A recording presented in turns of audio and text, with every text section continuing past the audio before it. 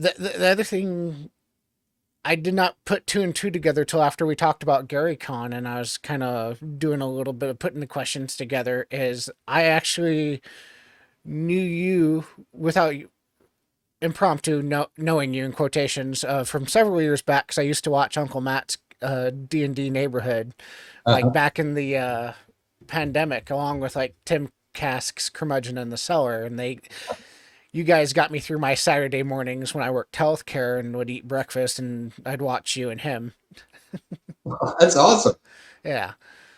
And then also, honestly, Jim Wampler as well, who'd bounce back between your guys' shows, who was Yeah. actually on this show back around Christmas.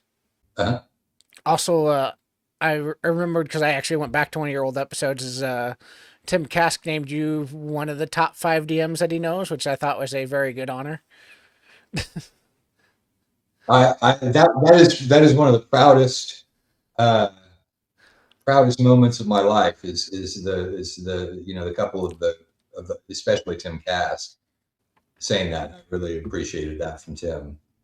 No, and then just because I watched the episode the other day, it was because you can, I think, handle the chaos or kind of rein in the chaos a little bit better. I believe if I remember hearing Oh, right. it would be handle it, not rein it in. I love chaos. I mean, my favorite moments of gaming are when everything is just wild chaos. I mean, I remember one table where things were happening and some of the party had formed up into a phalanx, and the guys who were in the phalanx were, this was at North Texas, and the guys in the phalanx were literally yelling, top of their lungs, like they forgot that they were in a hotel conference room, and they were yelling, get in the phalanx, get in the phalanx. And every time somebody else would go, and it was a very large group, it was about 15 to 20 people, and so there were some people who were not getting in the phalanx. And so I would say, what do you do? And they would say, I'm going to go over here. And one of the other guys would interrupt by yelling, get in the phalanx. But I love chaos, but And I then can't, you need to be able to manage it. And that's one of the things that I think, if I were to grade myself, I'm fairly good at keeping track of who's doing what and being able to tell people, okay, you are here. What are you going to do? No, you are there. What are you going to do? And so, And then one of my favorite things to do, I believe you mentioned that you do as well, is you just go around the table one by one and ask what each person's doing just to kind of get a little organization, at least in the chaos, why it's happening. That way you can at least keep some sort of order there, at least on your half of the screen. yeah. Yeah, I mean, it's a tip that's more relevant to conventions than to a small, in your living room sort of game. But at a convention, it's very important to be making some sort of question answer contact with everybody all the time, or else you get people who feel like they're, sort of being left out, or, quiet people just don't feel comfortable raising their hand. So you have to be asking them, what are you doing? Um, so I mean, as a convention tip, that's a pretty important one. Going around the table, staying in constant back and forth with the players. And then how would you, I guess, categorize your DM style? Is it that Chaos Rainer, or is it you have any sort of particular style that you believe in, I guess? I don't know that I've ever thought about it. I mean, I definitely there definitely are DMs who are more like the way I do it, and other DMs who do it in different styles. I think there's more than one different way to be a good DM. I think probably mine is managing the chaos. It probably is.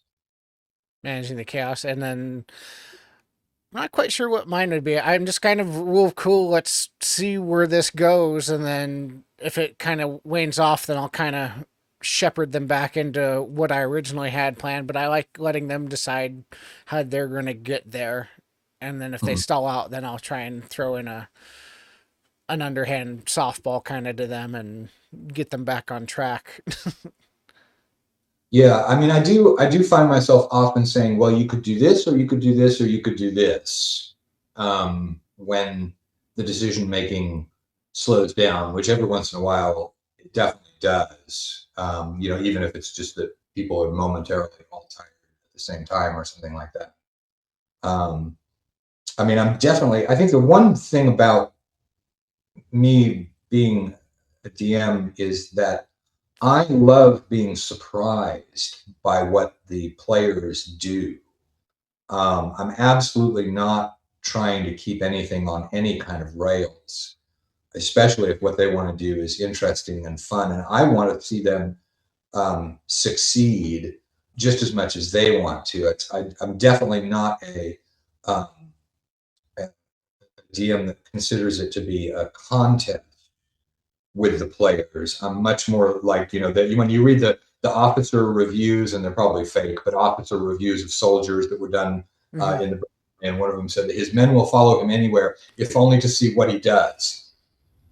And I'm kind of like that as a DM, is I'll follow him anywhere because I want to see what's going to happen. So, being surprised is a big deal, I think. I definitely agree. You have to learn how to collaborate with your players and figure out how to. I mean, it's a game of improvisation and make believe, so you're gonna have to figure out how to riff off each other, and when they have an idea, elevate it, or at least throw a little bit of a wrench at it, just for it's a little bit of a challenge for them. That way, you're just not handing it to them.